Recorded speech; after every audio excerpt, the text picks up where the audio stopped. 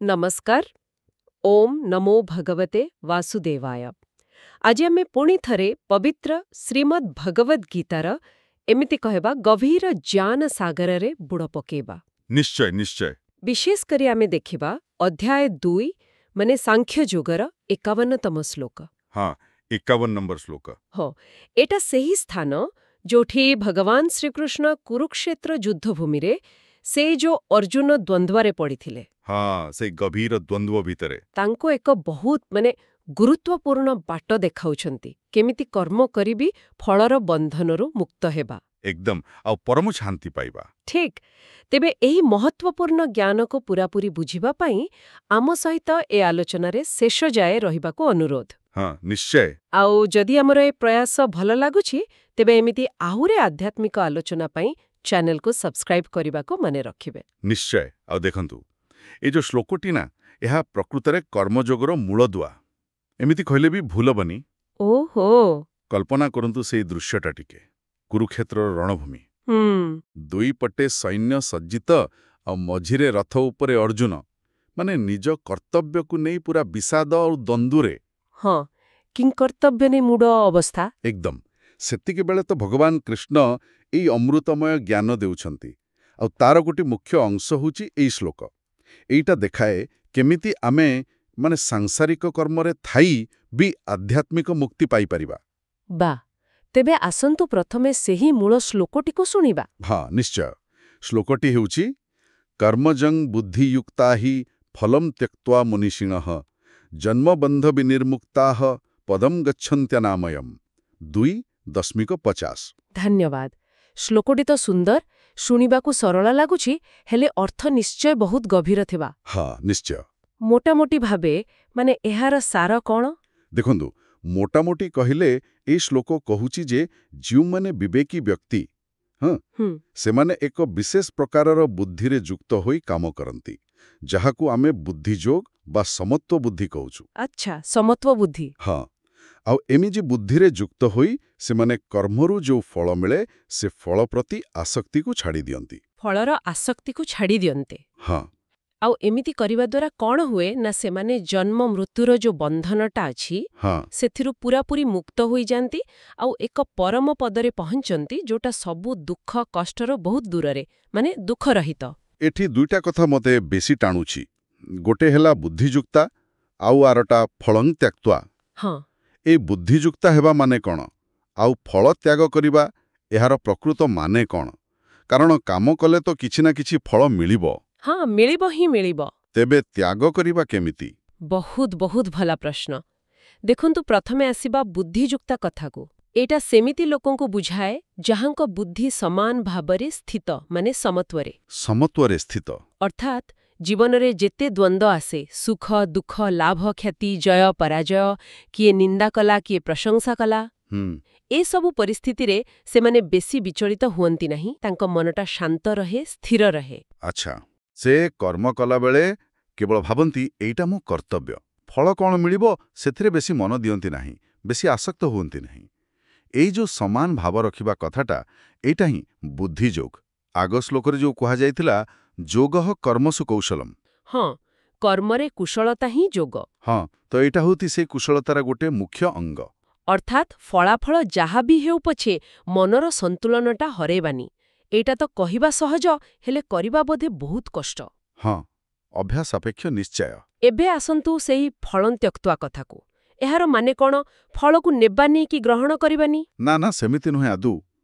ଫଳଂ ତ୍ୟକ୍ତା ମାନେ ଫଳକୁ ଫୋପାଡ଼ି ଦେବା ନୁହେଁ। ଆଚ୍ଛା। ୟାର ଅର୍ଥ ହେଲା ଫଳ ପ୍ରତି ଯୋଉ ଆମର ମମତା ଥାଏ, ଯୋଉ ଆସକ୍ତି, ଗୋଟେ ଜାବୁଡ଼ି ଧରିବା ଭାବ, ସେଇଟାକୁ ତ୍ୟାଗ କରିବା। ଆମେ କାମ କରୁ, କିନ୍ତୁ ମନ ଭିତରେ ଫଳ ପାଇଁ ଗୋଟେ ଜିଦ୍ ଥାଏ, ଗୋଟେ ଉତ୍କଣ୍ଠା, ଗୋଟେ ବ୍ୟାକୁଳତା। ମୋତେ ଏଇଟା ମିଳିବା ଦରକାର, ଯଦି ନ ମିଳିଲା କେତେ ମିଳିବ, ଏଇ ଯୋଉ ମାନସିକ ଭାବେ ଜଡ଼େଇ ହେଇଯିବା, ଏଇଟା ହିଁ ଆସକ୍ତି। ବୁଝିଲି। ତେଣୁ ଫଳ ତ୍ୟାଗ ମାନେ କାମ କଲାବେଳେ ନିଜର 100% ଦେବା, କିନ୍ତୁ ପରିଣାମ କ'ଣ ହବ ସେ ଚିନ୍ତାରେ ନିଜକୁ ବାନ୍ଧି ନ ଦେବା। ଗୋଟେ ସରଳ ଉଦାହରଣ ଦେଖନ୍ତୁ। ଜଣେ ଚାଷୀ, ସେ ବିହନ ବୁଣିଲା, ପାଣି ଦେଲା, ଖତ ଦେଲା, ଏସବୁ ତ ତାର କାମ। କିନ୍ତୁ ଫସଲ କେମିତି ହବ, ବର୍ଷା ହବ କି ନାହିଁ, ପୋକ ଲାଗିବେ କି ନାହିଁ, ଏସବୁ ତ ତା ହାତରେ ନାହିଁ। ଠିକ୍। ତେଣୁ ଜଣେ ଜ୍ଞାନୀ ଚାଷୀ କ'ଣ କରେ? ନିଜ କାମଟା ଭଲ ଭାବେ କରେ ଆଉ ଫଳଟାକୁ ପ୍ରକୃତି ଉପରେ ବା ଭଗବାନଙ୍କ ଉପରେ ଛାଡ଼ିଦିଏ। ଫଳ ମିଳିଲେ ଖୁସି ହୁଏ, କିନ୍ତୁ ଯଦି ନ ମିଳିଲା ସେଥିପାଇଁ ସେ ପୁରା ଭାଙ୍ଗି ପଡ଼େନି। ଆଚ୍ଛା। ଠିକ୍ ସେମିତି ଆମେ କର୍ମ କରିବା, କିନ୍ତୁ ଫଳର ଚିନ୍ତାରେ ନିଜକୁ ଏତେ ବି ଅସ୍ଥିର କରିବାନି। ବାଃ, ଏଇ ଉଦାହରଣଟା ପୁରା ସ୍ପଷ୍ଟ କରିଦେଲା କଥାଟାକୁ। ତେବେ ଏମିତି ଯିଏ ବୁଦ୍ଧିଯୋଗରେ ରହି ଫଳର ଆସକ୍ତି ଛାଡ଼ି କାମ କରୁଛି, ତାକୁ ଶ୍ଲୋକରେ କୁହାଯାଇଛି ମନୀଷିଣ। ହଁ। ତେଇ ମନୀଷୀ କିଏ? ଏମାନଙ୍କର ବିଶେଷତା କ'ଣ? ଦେଖନ୍ତୁ, ମନୀଷିଣା ଶବ୍ଦଟା ଆସ୍ଥି ମୂଳ ମନସ୍ରୁ, ମାନେ ମନ। ଓହୋ। ଯିଏ ନିଜ ମନକୁ ସମ୍ଭାଳି ପାରେ, ଯିଏ ଗଭୀର ଭାବେ ଚିନ୍ତା କରେ, ଯିଏ ବିବେକୀ ଜ୍ଞାନୀ, ସେ ହେଲା ମନୀଷୀ। ଆଉ ଗୀତାର ପରିପ୍ରେକ୍ଷୀରେ ଦେଖିଲେ ମନୀଷୀ ସେ ଯିଏ ଆତ୍ମା ଆଉ ଅନାତ୍ମା, ମାନେ ନିତ୍ୟ ଆଉ ଅନିତ୍ୟ ଭିତରେ ଫରକଟା ବୁଝିପାରିଛି। ସେ ଜାଣେ ଯେ ଏ ଶରୀର, ଏ ସଂସାର, ଏସବୁ ବଦଳୁଛି, କିନ୍ତୁ ଆତ୍ମା ସବୁବେଳେ ଅଛି, ଶାଶ୍ୱତ। ଆଉ ଏଇ ଜ୍ଞାନ ଯୋଗୁଁ ସେ କାମ କଲାବେଳେ ବି ନିଜକୁ କର୍ତ୍ତା ବୋଲି ଭାବି ଅହଙ୍କାର କରେନି। ଗୀତାରେ ଅଛି ନା, କର୍ମଣ୍ୟ କର୍ମ ୟଃ ପଶ୍ୟେତ୍। ହଁ, କର୍ମରେ ଅକର୍ମ ଦେଖିବା। ହଁ, ସେ ଫଳର ଲୋଭ ରଖେନି, କାରଣ ସେ ଜାଣେ ଫଳ ତ ତାର ନୁହେଁ। କିନ୍ତୁ ସେ କର୍ତ୍ତବ୍ୟରୁ ପଳେଇ ବି ଯାଏନି। ଏମିତି ଲୋକ ସଂସାରରେ ରହି ବି ସଂସାରଠୁ ଅଲଗା, ଯେମିତି ପଦ୍ମପତ୍ରରେ ପାଣି। ସେମାନେ ହିଁ ପ୍ରକୃତ ମନୀଷୀ। ବହୁତ ସୁନ୍ଦର। ବର୍ତ୍ତମାନ ଆସନ୍ତୁ ଶ୍ଲୋକର ଆଉ ଅଂଶକୁ। କୁହାଯାଇଛି ଯେ ଏଇ ମନୀଷୀମାନେ ଜନ୍ମବନ୍ଧ ବିନିର୍ମୁକ୍ତା ହୁଅନ୍ତି, ମାନେ ଜନ୍ମ ମୃତ୍ୟୁ ଚକ୍ରରୁ ମୁକୁଳି ଯାଆନ୍ତି। ହଁ। ଏଇଟା କେମିତି ସମ୍ଭବ? ମାନେ କେବଳ ଫଳର ଆସକ୍ତି ଛାଡ଼ିଦେଲେ ଏତେ ବଡ଼ କଥାଟେ ହେଇଯାଏ? ଏଇଟା ପ୍ରକୃତିରେ କର୍ମର ଗୋଟେ ବଡ଼ ରହସ୍ୟ। ଦେଖନ୍ତୁ, ଆମେ ଯୋଉ ବି କାମ କରୁ, ଯଦି ସେଥିରେ ଫଳର ଆଶା ବା ଆସକ୍ତି ଥାଏ, ତାହେଲେ ସେଇ କାମଟା ଆମ ମନରେ, ଆମ ଚିତ୍ତରେ ଗୋଟେ ସୂକ୍ଷ୍ମ ଛାପ ଛାଡ଼ିଯାଏ, ଯାହାକୁ କହନ୍ତି ସଂସ୍କାର। ଆଚ୍ଛା, ସଂସ୍କାର। ହଁ, ଭଲ କାମର ଭଲ ସଂସ୍କାର, ଖରାପ କାମର ଖରାପ। ଆଉ ଏ ସଂସ୍କାରଗୁଡ଼ା କ'ଣ କରନ୍ତି ନା, ପୁଣି ନୂଆ ବାସନା ବା ଇଚ୍ଛା ଜନ୍ମ କରାନ୍ତି। ଓହୋ। ଆଉ ସେଇ ବାସନା ପୂରା କରିବାକୁ ଆମେ ପୁଣି କାମ କରୁ, କାମରୁ ଫଳ ମିଳେ, ଆଉ ସେ ଫଳକୁ ଭୋଗିବା ପାଇଁ ସୁଖ ହଉ କି ଦୁଃଖ ହଉ ଆମକୁ ପୁଣି ଜନ୍ମ ନେବାକୁ ପଡ଼େ। ଆଚ୍ଛା। ଏଇଟା ଗୋଟେ ଚକ୍ର ଭଳି ଚାଲିଥାଏ। କର୍ମ, ସଂସ୍କାର, ବାସନା, ପୁଣି କର୍ମ, ପୁଣି ଜନ୍ମ। ଏଇଟା ହିଁ ଜନ୍ମବନ୍ଧ। ଓହୋ, ଏମିତି କଥା। କିନ୍ତୁ ଯେତେବେଳେ ଜଣେ ବୁଦ୍ଧିଯୁକ୍ତ ହେଇ ଫଳର ଆସକ୍ତି ଛାଡ଼ି କାମ କରେ, ସେତେବେଳେ ତା କାମଟା ନୂଆ ସଂସ୍କାର ତିଆରି କରେନି। କାମ ତ ହୁଏ, କିନ୍ତୁ ସେଇଟା ମନରେ କିଛି ଗଭୀର ଦାଗ ଛାଡ଼େନି। ତ ଫଳରେ ନୂଆ ବାସନା ଜନ୍ମ ହୁଏନି, ଆଉ ପୁନର୍ଜନ୍ମର କାରଣଟା ବି ଦୁର୍ବଳ ହେଇଯାଏ। ଧୀରେ ଧୀରେ ପୁରୁଣା ସଂସ୍କାର ବିକ୍ଷୟ ହୁଏ, ଆଉ ଲୋକଟା ଏଇ ଜନ୍ମ ମୃତ୍ୟୁ ଚକ୍ରରୁ ପୁରା ମୁକୁଳିଯାଏ। ବାଃ, ଏଇଟା ବହୁତ ଗୁରୁତ୍ୱପୂର୍ଣ୍ଣ କଥା। ତେବେ ଏ ଯୋଉ ମୁକ୍ତି ମିଳିଲା, ଏହାର ସ୍ୱରୂପ କ'ଣ? ଶ୍ଲୋକର ଶେଷରେ ଅଛି ପଦମ୍ ଗଚ୍ଛନ୍ତ୍ୟନାମୟମ୍। ହଁ। ସେମାନେ ଅନାମୟ ପଦକୁ ପାଆନ୍ତି। ଏଇ ଅନାମୟ ପଦ କ'ଣ ଜିନିଷ? କୋଉଠି ଅଛି? ନା ଏକ ଅବସ୍ଥା? ହଁ, ଏଇଟା ଗୋଟେ ଅବସ୍ଥା।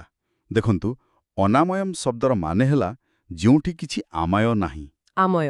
ହଁ, ଆମୟ ମାନେ ରୋଗ, କଷ୍ଟ, ଦୁଃଖ, ଶୋକ, କୌଣସି ପ୍ରକାରର ବିକାର ବା କ୍ଲେଶ। ତେଣୁ ଅନାମୟ ପଦ ହେଲା ଏମିତି ଗୋଟେ ସ୍ଥିତି ବା ଅବସ୍ଥା ଯୋଉଟା ସବୁ ପ୍ରକାର ଦୁଃଖ କଷ୍ଟରୁ ମୁକ୍ତ।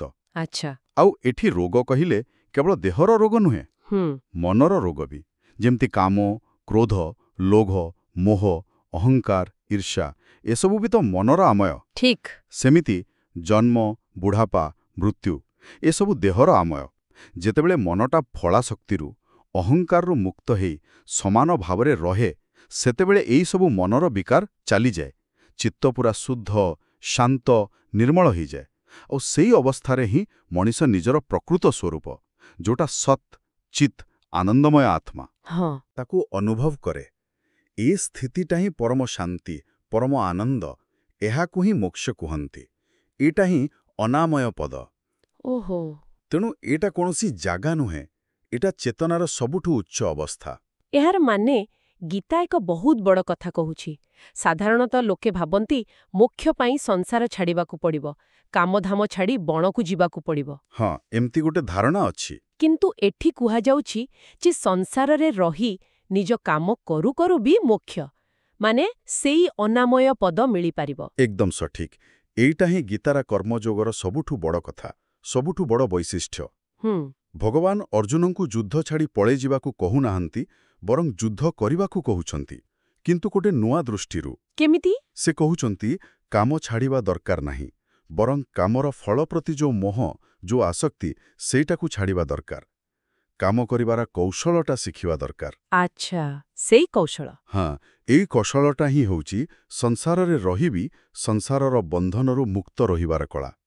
ଜୀବନକୁ ପୁରା ବଞ୍ଚିବା, କିନ୍ତୁ ଭିତରେ ଭିତରେ ଅଲଗା ରହିବା, ଶାନ୍ତ ରହିବା, ଏଇଟା ହିଁ କର୍ମଯୋଗ। ଏହାର କିଛି ଉଦାହରଣ, ମାନେ ଆମ ପୁରାଣ ଇତିହାସରେ କେହି ଏମିତି ଥିଲେ କି ଯେଉଁମାନେ ଏମିତି ଜୀବନ ବଞ୍ଚିଥିଲେ? ମୋ ମନକୁ ରାଜା ଜନକଙ୍କ କଥା ଆସୁଛି। ହଁ, ଏକଦମ ଠିକ୍।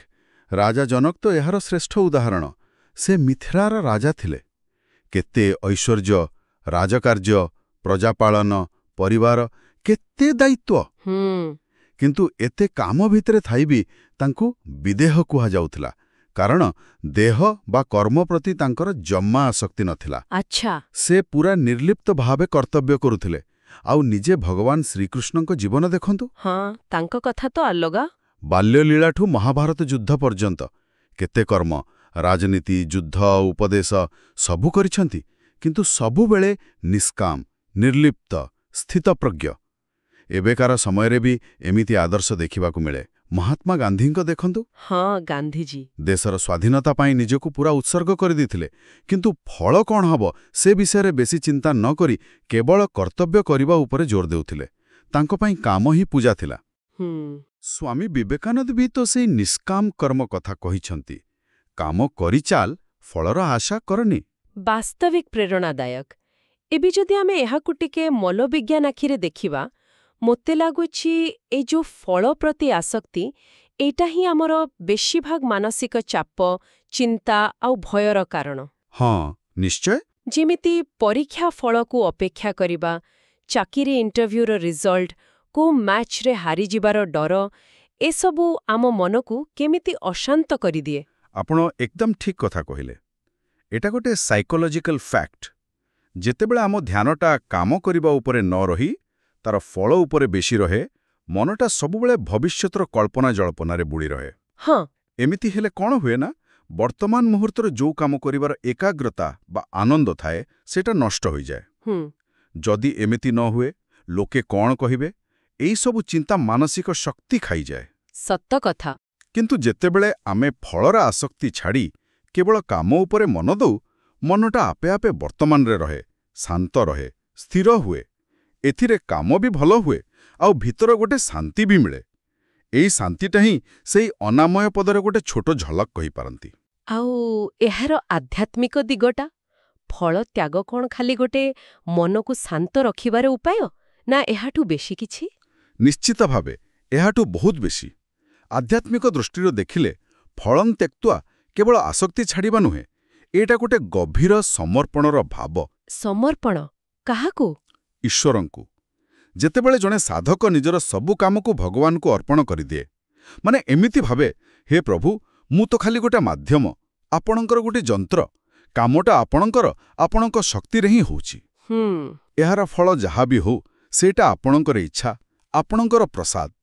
ଏମିତି ଭାବି କାମ କଲେ ମନରୁ ସେଇ ମୁଁ କରୁଛି, ମୋ କାମ, ମୋତେ ଫଳ ମିଳୁ, ଏ ଯୋଉ ଅହଙ୍କାର ଭାବଟା, ହଁ, ସେଇଟା ଚାଲିଯାଏ। ହଁ, ସେଇଟା ଦୂର ହେଇଯାଏ।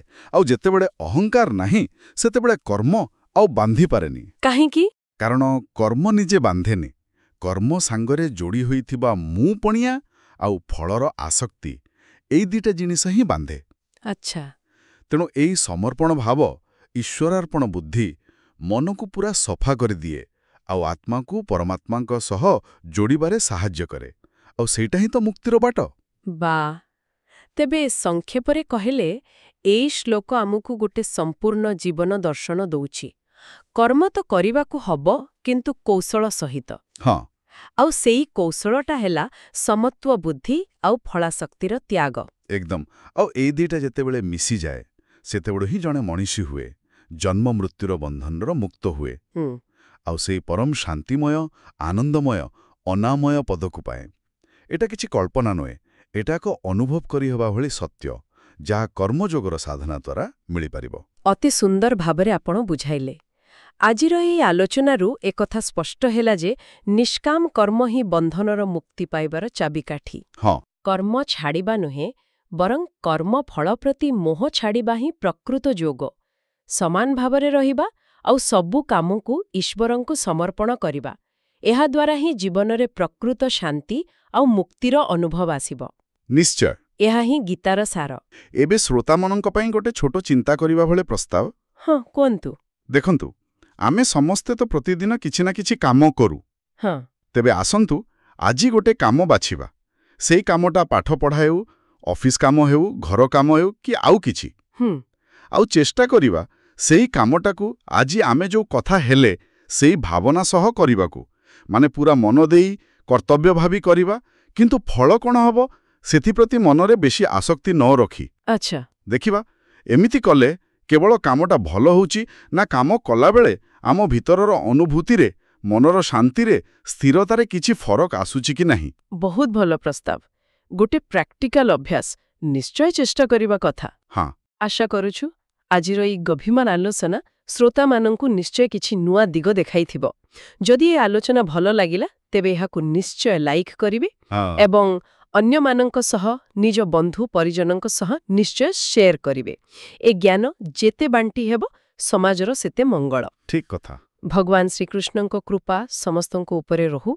ଆଉ ନିଜ ମନର ଭାବନା କମେଣ୍ଟ ବକ୍ସରେ ଓମ୍ ନମୋ ଭଗବତେ ବାସୁଦେବାୟ କିମ୍ବା ଜୟ ଜଗନ୍ନାଥ ଲେଖି ଜଣାଇ ପାରିବେ। ହଁ, ନିଶ୍ଚୟ। ଆପଣମାନଙ୍କର ପ୍ରତିକ୍ରିୟା ଆମକୁ ବହୁତ ପ୍ରୋତ୍ସାହନ ଦିଏ। ଆଗାମୀ ଦିନରେ ଗୀତାର ପରବର୍ତ୍ତୀ ଶ୍ଲୋକ ହେଉ କିମ୍ବା ଅନ୍ୟ କୌଣସି ଆଧ୍ୟାତ୍ମିକ ବିଷୟ ଏମିତି ଆଲୋଚନା ଶୁଣିବା ପାଇଁ ଆମ ସହ ଯୋଡ଼ି ହୋଇ ରୁହନ୍ତୁ। ନମସ୍କାର। ନମସ୍କାର। ଆପଣ ଶୁଣୁଛନ୍ତି ରେଡିଓ ତୋଷାଳୀ, ଆମ ମାଟିର ସ୍ୱର।